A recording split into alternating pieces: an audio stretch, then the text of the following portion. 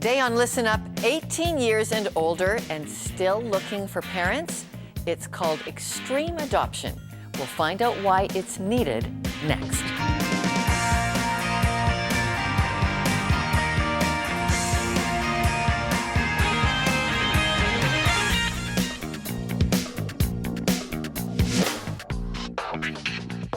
Welcome to Listen Up. I'm Lorna Duick. Just how big a problem is homelessness in Canada? Imagine an entire city. That's the population that recent government statistics show are homeless. Close to 300,000 homeless people in Canada. 65,000 of those are young people. So what are we doing about it? Some are talking about a solution called extreme adoption. It refers to the practice of providing families for young adults who've been left without the love and support of a family through no fault of their own. The United States is taking the lead on extreme adoption, and here in Canada, advocates for change say we've got some catching up to do. Adopting emerging adults addresses the reality that even when children have timed out, become too old for foster care, they still need the emotional anchor a family provides. The Blind Side is a movie on how a family made a world of difference in the life of an older, desperately needy teen. Take a look. Hey, my name's Leanne Toohey. My kids go to Wingate. You said you were going to the gym? School gym's closed. Why were you going to the gym? Big Mike, why were you going to the gym? Because it's warm. Do you have any place to stay tonight? Don't you dare lie to me. Two young adults who know the realities of life without a mom and a dad.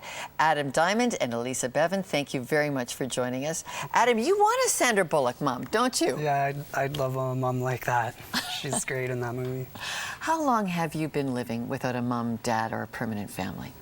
I think I left the permanent care of my mom when I was about 12 years old, but I had been involved with Children's Aid and foster homes since I was born, basically, but finally at the age of 12.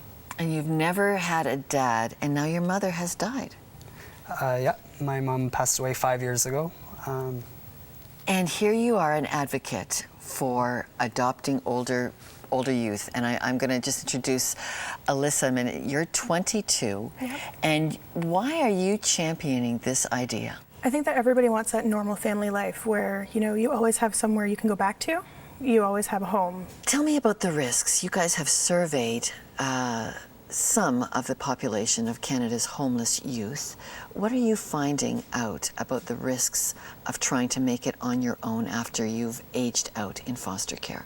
We did survey over 300 youth across the province that were exiting care about their issues and concerns, and I think the number one issue that was sounded in that survey was emotional support and youth wanting that, needing that one. I think it's more than one. I would say like 3 or 5, but you said needing that one reliable adult. And I think without those supports when youth are leaving care, of course you're going to face things such as homelessness and everything else, right? Drug use, involvement in criminal justice system, welfare services. So, Alyssa, you nod when you say one adult, at least one adult for an aged out youth. Why? Everybody needs their one support, and if you're depending on somebody that's closer to your age, you're not going to get like the right kind of support. They might lead you in the wrong direction. Whereas if you have someone who is like a parent figure, they tend to have more life experience, and they have like, you know, they're always there to kind of, I don't know, just be there. Yeah, and it sounds like you guys have enough perspective on looking back on those late teen years that you're saying, whether you think you need it or not, you still need a parent. Adam, tell us your story, because you were timed out at 17 and a half. Yeah. So basically I was in a group home for the last period of being in care, and I did move out at 17 and a half, basically, because there is a shortage of foster homes in the province. all over, I'm sure. And so I did move out at 17 and a half, and I got my own apartment and everything. But because I kind of went from this structured environment to being on my own, I did drop out of high school in my grade 12 year. And I did get to be quite depressed, actually. But I realized, because school had always been important to me, a stability. So when that semester was done, I did start back up. But that was a very hard time for me. And that kind of depression and yearning for a family never really went away. It was always there. Adam and Alyssa, thank you very much for being with Listen Up TV. Thank you. Now, let's listen to the New York radical who came to Canada recently to challenge social workers on adoption for older kids. Ricky Ratliff introduces us to Pat O'Brien. Extreme adoption was a workshop that we coined based on the fact it's a word that we coined, which made reference to kids who move in after they already turned 18. For kids who move in after they, quote, reach the age of majority. Pat O'Brien has done more than just coin the phrase.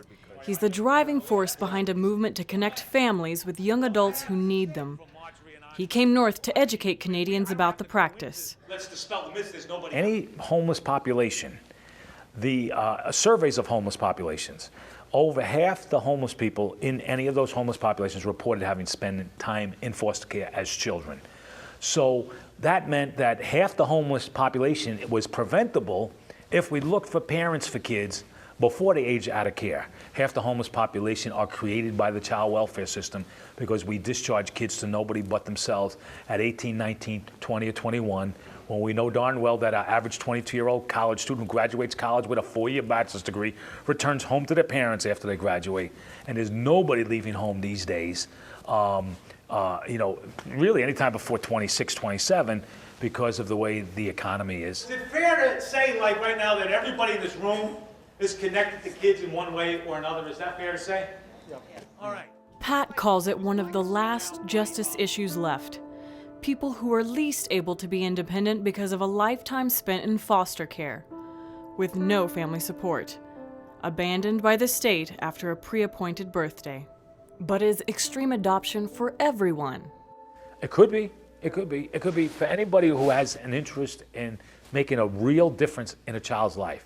And when I'm talking about a real difference, it could literally be a life-saving difference. The terror that every kid must feel to know that there's a designated birthday where they have to have it all together immobilizes them while they're teenagers. So our systems are not thinking, what would anybody feel like if they're just set loose upon the land to wander, 18, 19, 20, 21, barely with the ability to keep a minimum wage job, often without a high school diploma, and nobody in your life who cares about you. Okay, that challenge from Pat O'Brien, and joining me now to help us understand the grave need for families, for young adults, is Virginia Rowden from the Ontario Association of Children's Aid.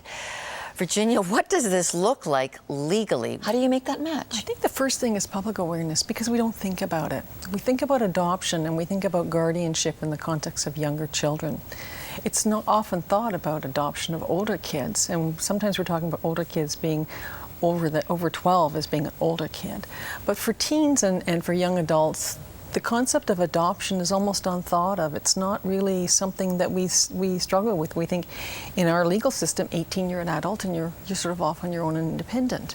So making the match actually could be very successful if we ask the young person. We're going to be back with you, Virginia, right after this, and we're going to talk about some of the risks that happen when that match is not made.